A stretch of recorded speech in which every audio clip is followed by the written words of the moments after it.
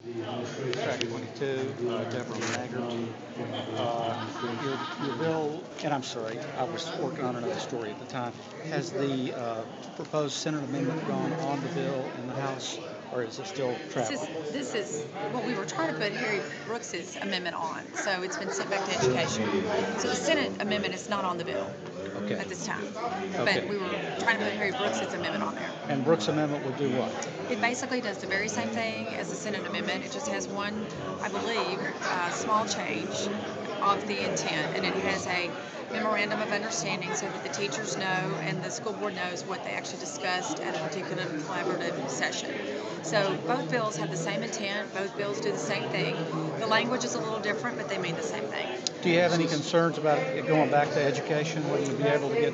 I don't have any concerns. I didn't have any problem getting the first one out, and so I hope to get the this amendment out. But isn't this sort of a setback, though?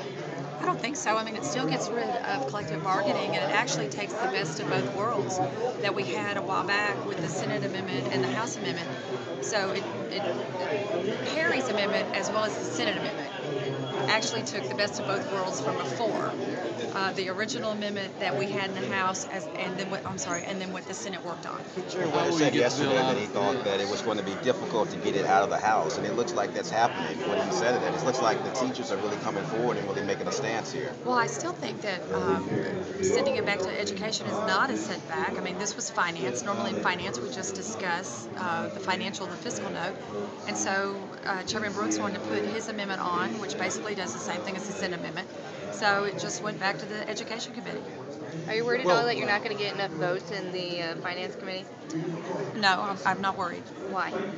Well, I knew what the vote count was going in, and I think some people are concerned that it is a 17-page amendment or a 16-page amendment, 116, 117. And I think they just want to take a look at it. It is a complicated amendment, and it is totally different. I mean, we are getting rid of collective bargaining in Tennessee, this mandate that's been on our education system since Governor Blanton was governor. Have you talked to the governor at all about this? I have not talked to the governor about this particular amendment, but I believe the speaker has. But the 14-11 vote, I mean, clearly some Republicans joined with the Democrats in sending this back to committee. Do you have enough votes to get it out of education at this point? Well, I'm on the Education Committee, and I would think that I would. I haven't had a chance to sit down, but I do know, and talk to everyone, but I do know that some people on the Education Committee were more comfortable with Harry's amendment than the Senate amendment, so I feel like after they look at it and get to talk about it, they'll feel all right about it. Are you confident that a bill that totally fix the language? Well, right now, all the amendments, the Senate amendment that passed last night and Chairman Brooks's amendment repeals collective bargaining. Yes, they both do. So, And what exactly does Brooks's amendment do?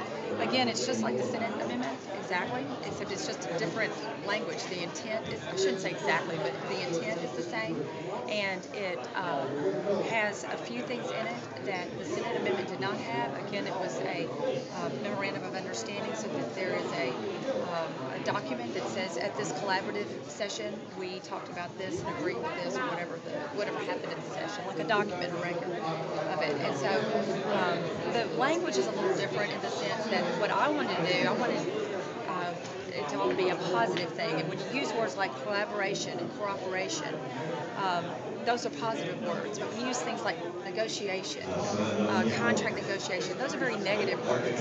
Those are very adversarial and words that drum up conflict. And so my preference was the Senate version because it had the more positive language. Because this is about collaboration so that we actually get to what is very important. What's very important is that we worry about the students, not what the adults want, but what the students want. And that's been my goal the whole time. So you're supportive of Yes, I am. Very.